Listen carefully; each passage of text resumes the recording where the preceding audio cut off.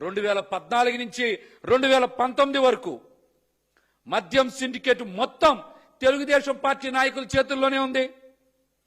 బడి పక్కన గుడి పక్కన అనే విచక్షణ లేకుండా ఎక్కడ పడితే అక్కడ మద్యం షాపులు ఏర్పాటు చేసింది చంద్రబాబు నాయుడు గారు ముఖ్యమంత్రిగా ఉన్నప్పుడు కాదా?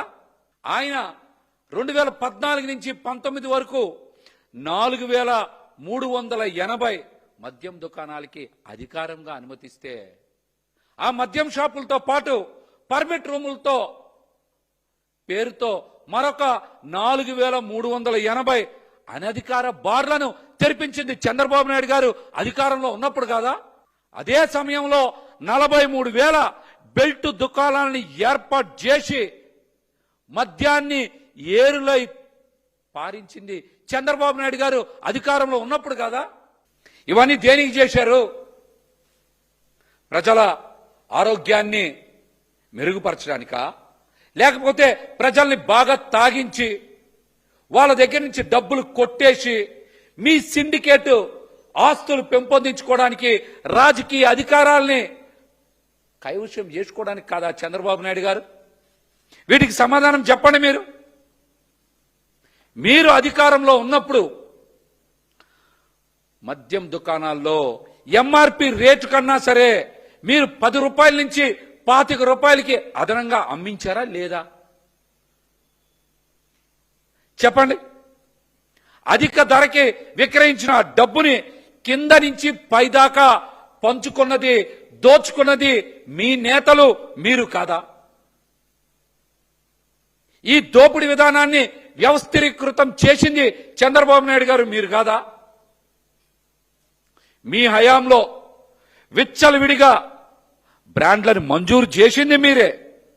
ఇష్టం వచ్చిన వారికి కాంట్రాక్టులు మద్యం సరఫరా చేయడానికి ఇచ్చింది మీరే. కమిషన్లు దండుకుంది మీరే. మద్యం దుకాణాలని మీ వారికి వచ్చేలా చేసుకున్నది మీరే. తర్వాత వాళ్ళందరినీ సిండికేట్ గా ఏర్పాటు చేసి అధిక రేట్లకి అమ్మించింది మీరే. ఇవన్నీ ఒక వ్యవస్థీకృతం చేసింది మీ హయాంలో కదా? చెప్పండి. దీన్ని పెద్ద ఎత్తున ఆదాయ వనరుగా మార్చుకున్నది చంద్రబాబు నాయుడు గారు, మీరా కాదా? సమాధానం చెప్పండి. సమాధానం చెప్పండి. జగన్మోహన్ రెడ్డి గారు అధికారంలోకి వచ్చిన తర్వాత మద్యాన్ని నియంత్రించే దిశగా చర్యలు తీసుకోబట్టే ఎల్లో గ్యాంగ్కి బాగా మండింది. వాళ్ళకి మింగుడు పళ్ళ. అరే, ఎన్నాళ్ళు మనం విచ్చలవిడిగా ప్రజలు తాగించాం, ఎక్కువ రేట్లకు అమ్ముకున్నాం, దోపిడీ చేశాం, ఆస్తులు కూడబెట్టాం, అధికారం కైవసం చేసుకున్నాం. జగన్మోహన్ రెడ్డి గారు అధికారంలోకి వచ్చి మనల్ని నియంత్రిస్తే మనం ఎందుకు ఊరుకోవాలనుకున్నారు వాళ్ళందరూ? అందుకనే జగన్మోహన్ రెడ్డి గారి మీద ఇష్టానుసారం విష ప్రచారం చేశారు, అవాస్తవాలు మాట్లాడారు, అబద్ధాలు ప్రచారం చేశారు. అబద్ధాలు ప్రచారం చేశారు. జగన్మోహన్ రెడ్డి గారు అధికారంలోకి వచ్చిన తర్వాత పారదర్శక విధానంతో మద్యం షాపుల్ని తగ్గించారు కదా, బెల్ట్ షాపుల్ని తొలగించారు కదా, పర్మిట్ రూముల్ని ఎత్తేశారు కదా. అలాగనే పరిమిత సమయంలోనే మద్యం అమ్మకాలు చేశారు కదా. అది కూడా ప్రభుత్వ ఆధ్వర్యంలోనే అమ్మకాలు చేశారు.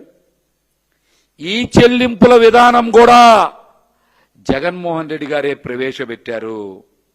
ఇట్లాంటి విప్లవాత్మకమైనటువంటి నిర్ణయాలు మద్యం పాలసీలో తీసుకోబట్టే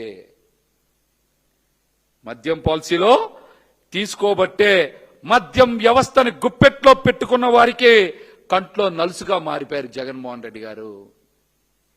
వైఎస్ఆర్సీపీ ప్రభుత్వం తమ అక్రమ సంపాదనకి, రాజకీయ ఆదాయ వనరులు పోవడంతో చంద్రబాబు గారికి, ఆయన మనుషులకి, తెలుగుదేశం పార్టీకి కడుపు మంట పెరిగింది. వైఎస్ఆర్సీపీ మీద, జగన్మోహన్ రెడ్డి గారి మీద కొన్ని దశాబ్దాలుగా లిక్కర్ వ్యాపారంలో కూరుకుపోయి, పాతుకుపోయి, తద్వారా వందల వేల కోట్ల రూపాయలు సంపాదించినటువంటి ఈ నాయకులకి, ఈ మాఫియాకి జగన్మోహన్ రెడ్డి గారి నిర్ణయాలు కంటగింపుగా మారాయి. బార్లు, మద్యం దుకాణాలు అన్ని కూడా, డిస్టిలరీలు అన్ని కూడా చంద్రబాబు నాయుడు గారి కోటరీలో ఉండేటువంటి మనుషుల చుట్టూనే ఉన్నాయి. వాళ్ళందరికీ జగన్మోహన్ రెడ్డి గారు తీసుకున్నటువంటి నిర్ణయాలు గొంతులో వెలక్కాయ పడినట్టు అయినాయి. వాళ్ళందరికీ కూడా పచ్చ నేతలకి చంద్రబాబు నాయుడు గారికి అక్రమ ఆదాయం చేరినటువంటి పరిస్థితి వచ్చింది. అందుకే వాళ్ళందరూ కూడా మద్యం పాలసీ మీద విష ప్రచారం చేయడం మొదలు పెట్టారు. వాళ్ళు చేసినటువంటి విష ప్రచారంలో ఎక్కడా లేని బ్రాండ్లు తీసుకొస్తున్నారని చెప్పారు.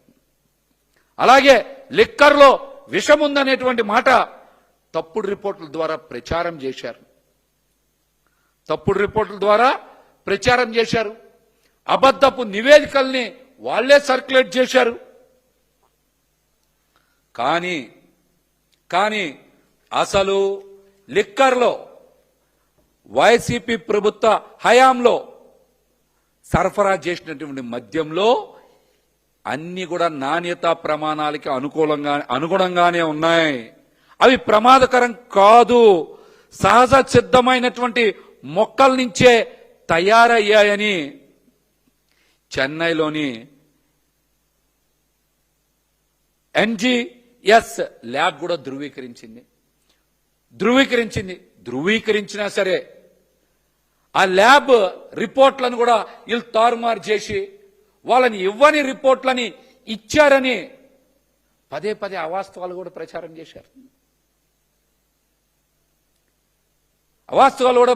చేశారు. ఎక్కడా ప్రమాదకరం కావు, సహజ సిద్ధంగానే తయారయ్యాయని చెప్పినా ఈ పచ్చమో కాగిందా? ఒక్కొక్కళ్ళు తిమింగలాల్లాగా, అనకొండలాగా ఈ మద్యం ద్వారా వచ్చే డబ్బులు వందల వేల కోట్లు సంపాదించి జగన్మోహన్ రెడ్డి గారు తీసుకున్నటువంటి నిర్ణయాల్ని వ్యతిరేకించడానికి, ఇలాంటి విష ప్రచారానికి వాళ్ళు తెరలేపి ల్యాబ్ ఇచ్చిన రిపోర్ట్స్ కూడా తప్పుడు రిపోర్ట్లని వీళ్ళే ప్రచారం చేశారు. అప్పుడు కేంద్ర ప్రభుత్వ సంస్థ అయినటువంటి IICIకి ఏపీ బెవరేజ్ కార్పొరేషన్ మద్యం నమూనాలను పంపించి వాటిని పరీక్ష చేయించిన తర్వాత సర్టిఫై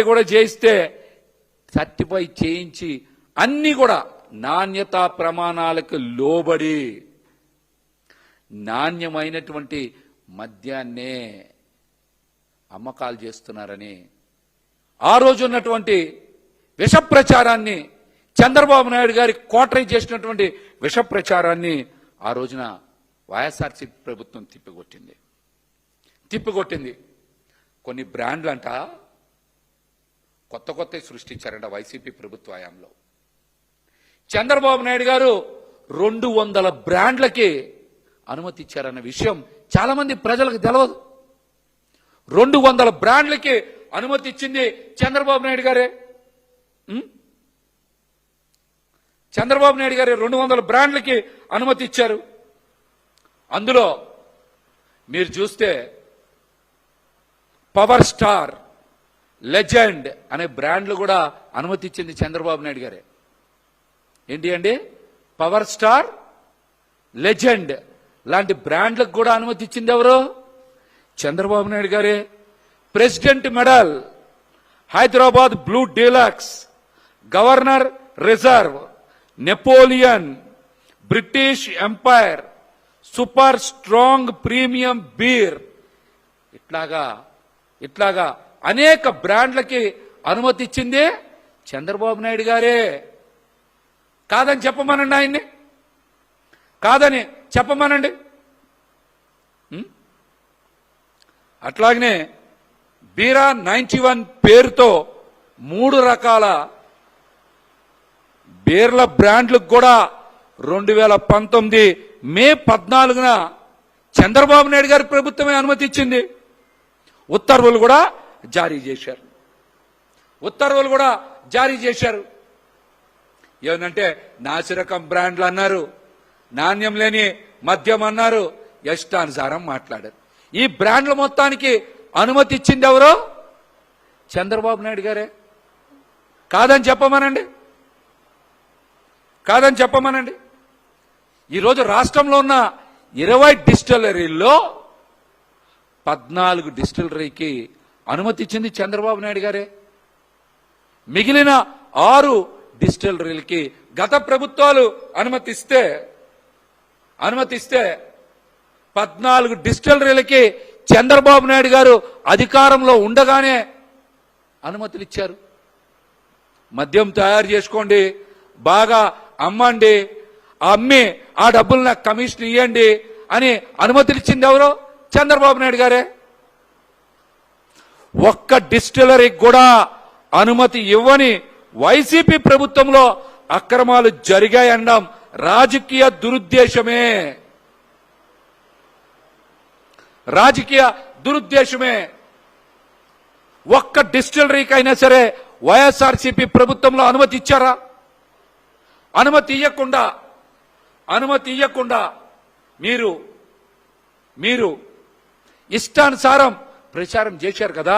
ఇది రాజకీయ కుట్రలో భాగమే,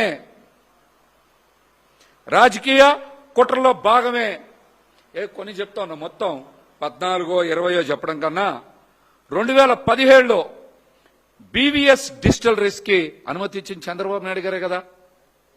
శ్రావణి ఆల్కో బ్రూ ప్రైవేట్ లిమిటెడ్ 2017లో అనుమతి ఇచ్చింది చంద్రబాబు నాయుడు గారే కదా. బీడీహెచ్ ఆగ్రో వెంచర్స్ ప్రైవేట్ లిమిటెడ్ కి అనుమతి ఇచ్చింది చంద్రబాబు నాయుడు గారే కదా. విశాఖ డిస్టిలరీస్ కి 2019లో అయ్యన్న పాత్రుడు గారిది అనుకుంటా, అది అంతేనండి రమేష్ గారు? 2019లో విశాఖ డిస్టిలరీస్ అనుమతి ఇచ్చింది చంద్రబాబు నాయుడు గారే. మరి ఇవన్నీ అనుమతి ఇచ్చారు. ఎక్కడా కూడా వివక్ష లేకుండా సప్లై ఆర్డర్లు ఇచ్చింది వైసీపీ ప్రభుత్వం. కానీ వివక్షతో డబ్బులు కొట్టేయాలని, స్కామ్ చెయ్యాలని, కమిషన్లు బాగా దండుకోవాలని ఆర్డర్లు ఇచ్చింది మాత్రం చంద్రబాబు నాయుడు గారే. ఆర్డర్లు ఇచ్చింది మాత్రం చంద్రబాబు నాయుడు గారే. దీని మీద ఎక్కడైనా ఎప్పుడైనా బహిరంగ చర్చకి సిద్ధమని కూడా మేమైతే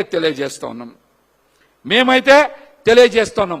పక్షపాత ధోరణితో తనకి నచ్చిన డిస్టిలరీకి, తనకి నచ్చిన సప్లై కంపెనీలకి ఇష్టానుసారం ఆర్డర్లు ఇచ్చి స్కామ్ చేసింది, కమిషన్లు కొట్టేసింది చంద్రబాబు నాయుడు గారు. ఆయన కోటరీ మాత్రమే అని మేమైతే చాలా స్పష్టంగా చెప్పగలం. ఎక్కడైనా సరే ఇది ప్రూవ్ చేయగలం.